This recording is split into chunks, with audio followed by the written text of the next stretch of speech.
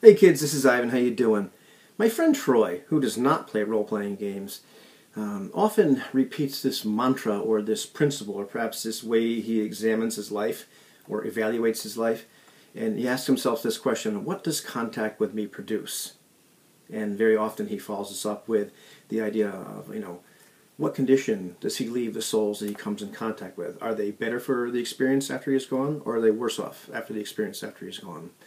And strangely enough, this video is going to be about that. It's not going to be about what you might have thought it was going to be about based upon the title. I'm not going to talk about other people, or try not to as much as possible. I'm going to talk about myself. Because ultimately, I believe that's where the responsibility lies. Clearly, anytime you look on the internet or in the role-playing game community, you can find the controversy of the week. And right about now, there's a controversy, and it's really kind of irrelevant. And I would appreciate it if you don't include that controversy in the comments. And of course, depending on when you watch this video, it might be a completely different controversy. To me, that part is irrelevant.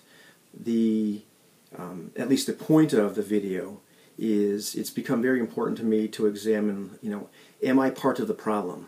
Am I bringing toxicity to the role-playing game community? Am I bringing toxicity to these internet discussions, or to my local groups, or whatever it happens to be? And I try to do that in life itself. I am not always 100% successful. I'm still a work in progress. Sometimes I leave people worse off for having interacted with me, and I try to modulate my behavior as much as possible. But, at the end of the day, it's become important for me to, consider, how am I actually interacting with other people? If you go back and watch the beginning of my video catalog, you will see a much different person, and I was much more concerned with being right and with telling you that you might be wrong and those sorts of things. And, I was participating in various forums on the internet and would behave in a similar fashion. And we'd get into discussions, and I would disagree with somebody, and it would be my natural inclination to tell them why I disagreed with them, and maybe not back it up. I'd say, well, you're wrong, all that sort of stuff. It's become more important to me now to step back and try to put myself in the shoes of the other person, try to figure out where are they coming from. And this can be difficult sometimes. Sometimes it is hard to imagine the mindset of somebody else, especially as, I've been talking, with other people lately and in some other groups about intentions for gameplay. And, I've talked about this on my channel quite a bit, how very often we can be at loggerheads with each other. We simply don't understand where the other person is coming from because our motivations, our expectations, our intentions are completely different. How we view the hobby is different.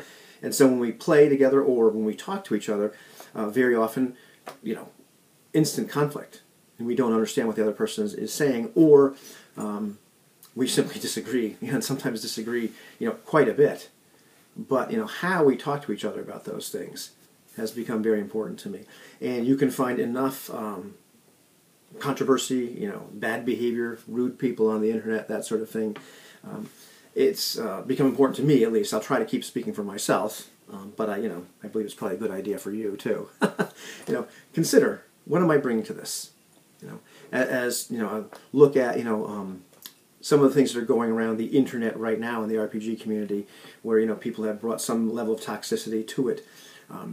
One of the things that I have to ask myself before I point fingers at the other person or decide, well, what I'm going to do is talk about how toxic that person is, or how much I couldn't stand this person, or X, Y, and Z. It's better for me to sit back and think, well, what am I bringing to the table? Am I, causing divisions? Am I being fractious? Am I being confrontational? Am I being flat out rude? And this can sometimes be, like I said, hard to assess, and hard to realize in the moment that's what you're doing. It's because sometimes I'll get into discussions with people, and I'll try to explain a concept. And they may have different ideas of what that concept might mean, or might misunderstand it. So I may find myself in the position of correcting them a couple of times, correcting their understanding of, well, this is exactly kind of what this means here. And so I get what you're saying. You're going off on a little bit of tangent. But even in so doing, that can be perceived as being very confrontational. And I also have to, step back sometimes and decide, okay, well, is it really that important? Are they close, or is this a difference of opinion here, or is there an actual real fact that's important for me to kind of drive home because it makes the rest of the discussion go better? They don't leave it not understanding something. You get the idea. And sometimes you run across other people which can just kind of rub you the wrong way.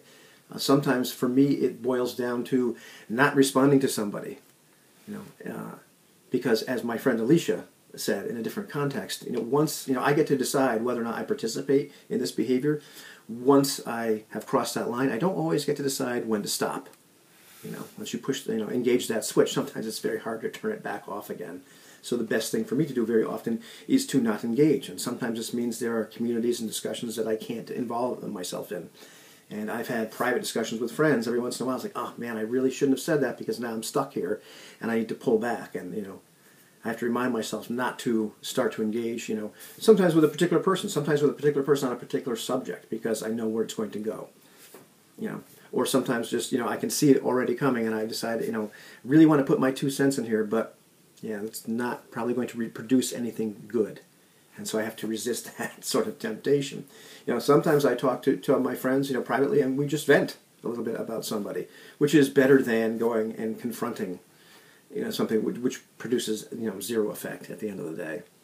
Because it's, impossible to make somebody else do something. All I can really do at the end of the day is, modulate and control my own behavior, which is hard enough. But it is, it's a great hobby. It's something that makes me sad when we, divide up and split up. It's okay to have different preferences. It's okay to have all these different sub-communities, and, in the OSR, there's all these different camps and what have you. That's great. But when we start behaving badly, when we start, the infighting, when it becomes personal, when it becomes rude, when we start talking about the one true way to play, or, bashing what, other people have said, or throwing the baby out with the bathwater, and, I don't like this, and I like to play this way, so all these other ways, or this whole theory is bad, or, whatever happens to be, that's when it gets ugly.